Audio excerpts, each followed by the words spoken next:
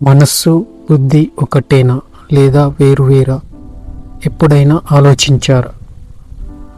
మనస్సు కావాలని కోరుకుంటుంది, బుద్ధి ఆగి ఆలోచించమంటుంది. అసలు వీటి మధ్య తేడా ఏమిటి? ఇప్పుడు తెలుసుకుందాం. మనస్సు అంటే ఏమిటో తెలుసుకుందాం. మనస్సు అనేది ఒక ప్రవాహం. అది ఎప్పుడూ కదులుతూనే ఉంటుంది.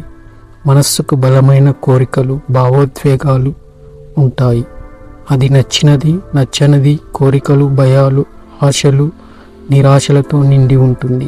ఉదాహరణకి, ఒక చిన్న కుర్రవాడు ఐస్ క్రీమ్ తినాలని అనుకుంటాడు. ఇది అతని మనస్సు కోరిక. కానీ అది ఆరోగ్యానికి మంచిదేనా అనే విషయం అతని బుద్ధి ఆలోచించాలి. ఎగ్జామ్స్ సమీపిస్తున్నాయి, కానీ మనస్సు వీడియో గేమ్స్ ఆడాలనుకుంటుంది. ఇదే మనస్సు లక్షణం. బుద్ధి అంటే ఏమిటంటే, బుద్ధి అంటే మనలోని నిర్ణయ శక్తి, విచక్షణ శక్తి. బుద్ధి ఏది సరి, ఏది తప్పు అనే జ్ఞానం ఇస్తుంది. మనస్సు ఎప్పుడు భావోద్వేగాలతో నడుచుకుంటే బుద్ధి తర్కబద్ధంగా ఆలోచిస్తుంది. ఒక వ్యక్తి రాత్రి 1 గంట వరకు సినిమాలు చూడాలనుకుంటాడు.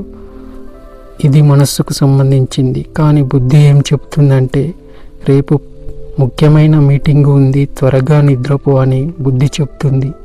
ఫాస్ట్ ఫుడ్ తినాలనిపిస్తుంది. ఇది మనస్సు యొక్క కోరిక. కానీ బుద్ధి గుర్తు చేస్తుంది, ఆరోగ్యానికి అది హానికరమని.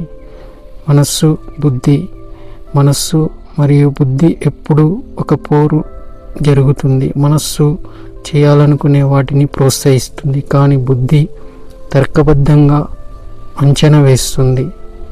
ఉదాహరణకి, ఒక విద్యార్థి ఫోన్లో రీల్స్ చూస్తూ సమయం వృధా చేసుకుంటాడు. ఇది మనస్సు ప్రభావం.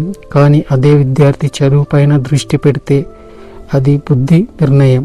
ఆధ్యాత్మిక కోణంలో చూసుకుంటే, భగవద్గీత ప్రకారం మనస్సు నియంత్రణలో లేకపోతే అది శత్రువుగా మారుతుంది. కానీ బుద్ధి ఆధ్వర్యంలో ఉన్న మనస్సు మేలు కలిగిస్తుంది. సాధన ద్వారా మనస్సును బుద్ధికి లోబర్చుకోవడం ముఖ్యం.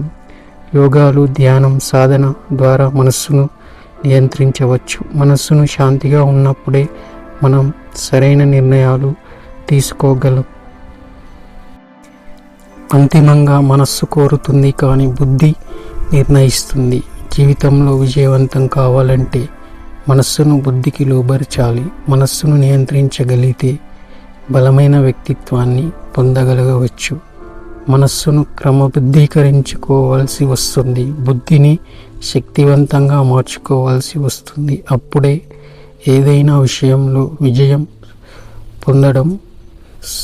విజయం సొంతం చేసుకోవడంలో తోడ్పడుతుంది.